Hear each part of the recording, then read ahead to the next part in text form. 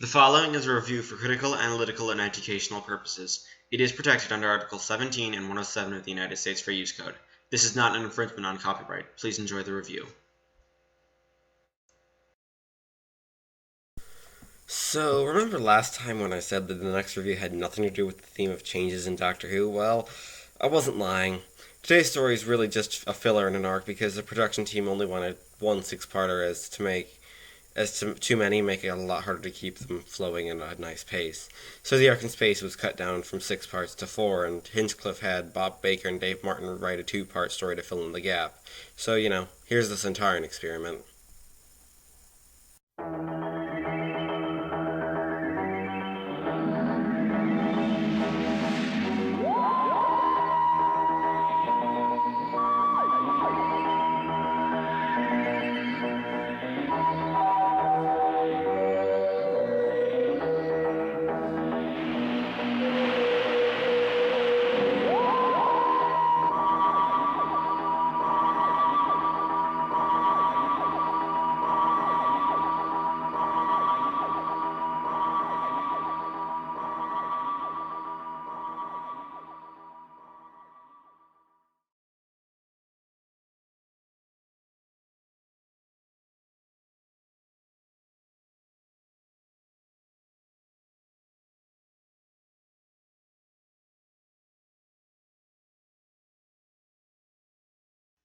Let's begin with part 1.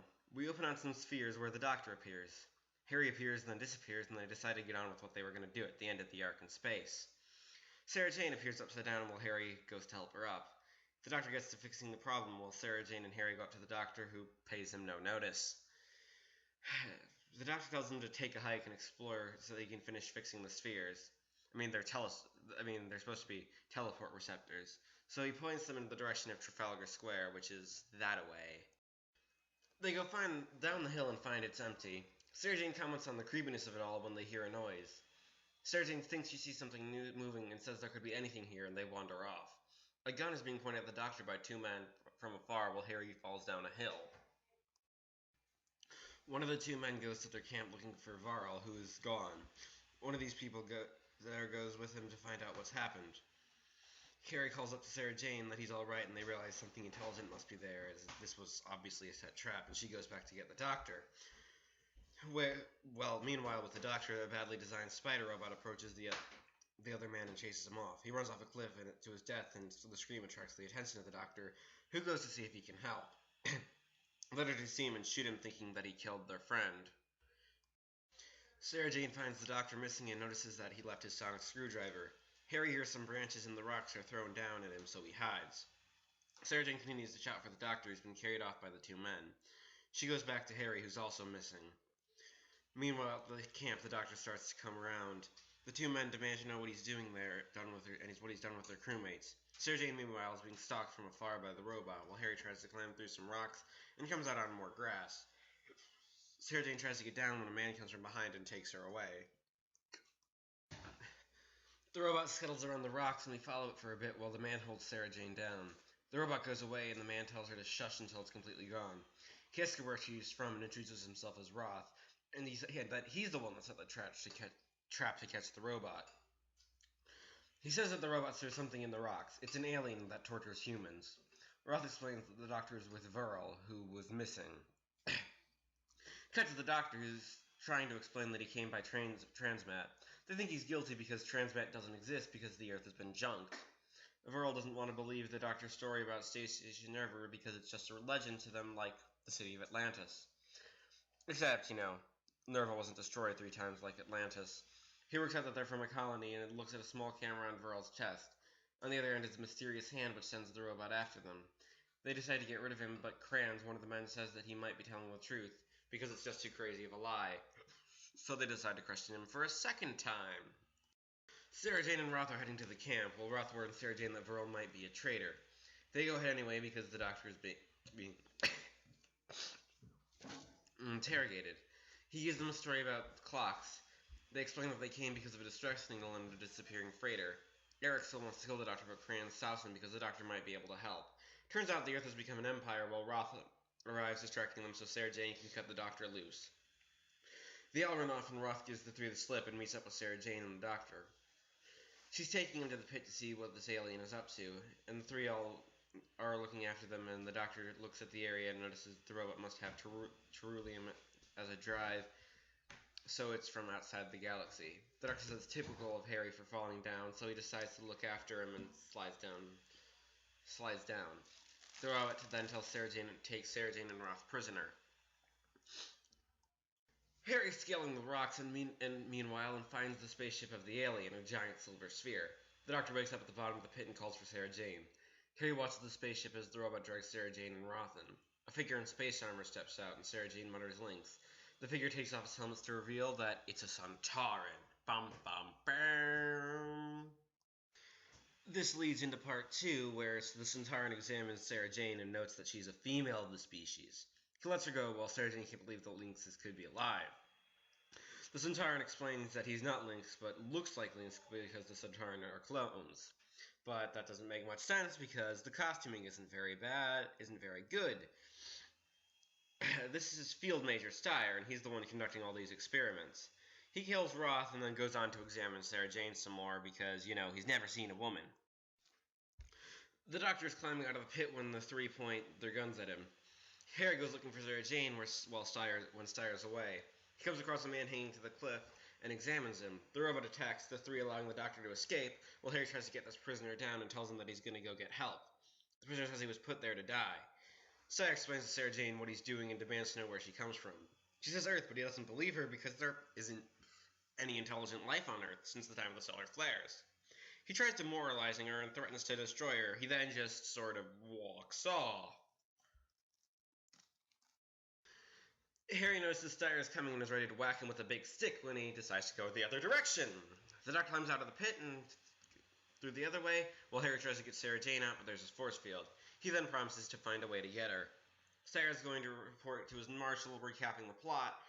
He says his final report will be with him within the hour, and decides to experiment on Sarah Jane's resistance to fear, which makes her think that a snake is holding her down, but she doesn't flinch, and then she thinks that one is coming to eat her, yet she stays steadfast.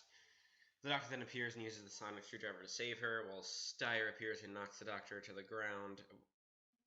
The doctor tries to run, but is shot down. The robot drags the three humans to the spaceship, and Steyer steps out to examine them. He goes to his new prisoners, and Verl admits to being a traitor. Steyer says that he isn't saving him and gets them ready for an experiment. Harry is watching over Sarah Jane when she notices that the doctor is unconscious. He then goes to the prisoner from earlier who's dead, and Steyer comes down, forcing Harry to hide. He takes note while Harry tries to whack him, but the doctor interferes. The doctor explains the Sontarans and tells Harry to find out what Steyer is doing to Sarah Jane while he goes off. Eric and Kranz are part of an experiment involving weight while Verl is underneath the gravity bar that the other two are holding up. If he gets too heavy, he'll be crushed. The doctor goes to investigate Steyer's ship, and he disables the robot when he hears the three's cries for help. The weight's at 500 pounds when Steyer has to delay. He goes off, and Eric reaches for the knife. The marshal is angry at Steyer for holding up the invasion fleet, and he's told to get a move on.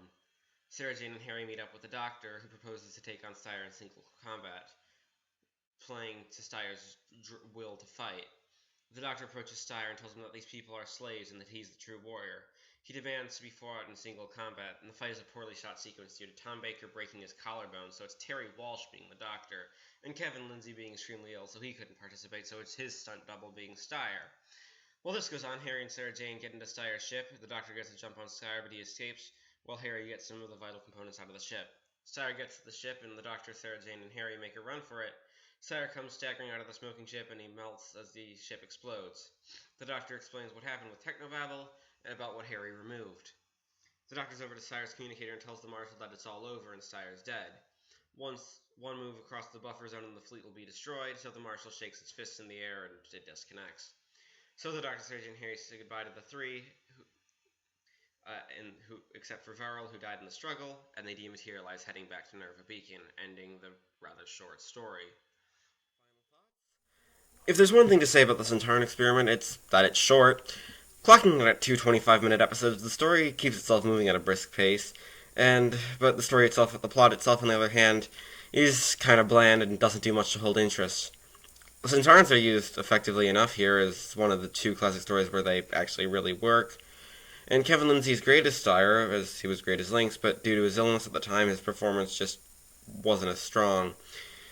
I mean, he had lost a ton of weight between the mask fitting for Lynx and Styre, so they had to form a new mask, and then between the mask fitting for Styre and the actual filming, he lost a lot more weight, so he was really just sort of dying at the time. I'll give the story one thing, that it's really good at doing bleak, and maybe one of the bleakest stories of Who on television. Probably due to the great locations and the torture scenes, which are done really effectively. The acting from the supporting cast is alright. I mean, the script called for South African actors, and they aren't anything special. The directing is quite good, except for the fight scenes, but Rodney Bennett really couldn't do anything about these problems because of how everyone was really sick at the time. Tom Baker broke his collarbone, Kevin Lindsay was dying. I mean, there isn't much good or bad to say about the story, except there are several inconsistencies with the Time Warrior. The Sontaran costume isn't very good. As Lindsay, again, he was really sick at the time, and instead of the 3 figures on Sontarans that sort of go like this-ish, kind of, there were 5.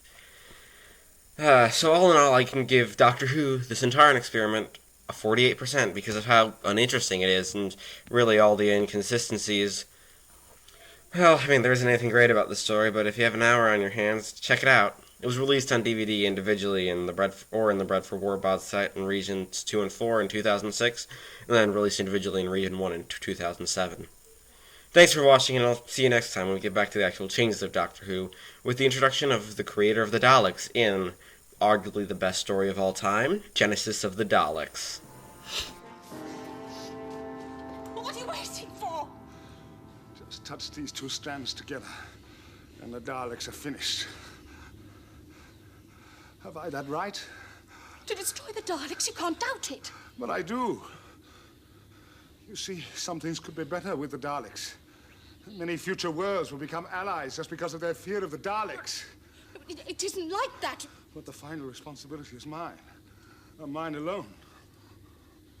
Listen, if someone who knew the future pointed out a child to you and told you that that child would grow up totally evil, to be a ruthless dictator who would destroy millions of lives, could you then kill that child? We're talking about the Daleks, the most evil creatures ever invented. You must destroy them. You must complete your mission for the Time Lords. Do I have the right?